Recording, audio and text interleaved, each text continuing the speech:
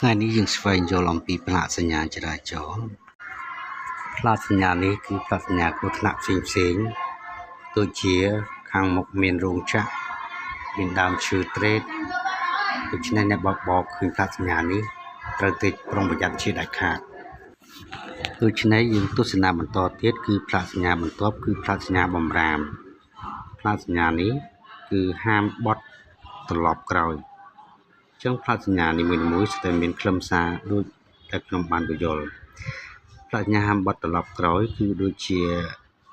មានបឹងចែកជូនផ្លូវមានបន្លោះតូចៗចឹងមិនត្រូវបើកត្រឡប់ក្រោយទេព្រោះហាមបត់ត្រឡប់ក្រោយបាទអញ្ជើញទស្សនាផ្លាកសញ្ញាបន្ទាប់គឺផ្លាកសញ្ញាបន្ទាប់តែងដាក់ទៅកន្លែងផ្លូវតូចចង្អៀតមានអាគារអមសងខាងចឹងផ្លាកសញ្ញានេះគឺហាមចតថ្ងៃសេសផ្លាកសញ្ញាហាមចតថ្ងៃសេសគឺតែងដាក់នៅផ្លូវតូចចង្អៀតមានអាគារសងខាងអញ្ចឹង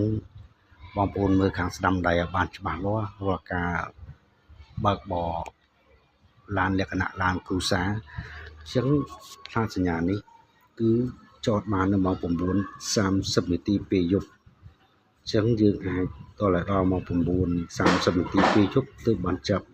ចតបាន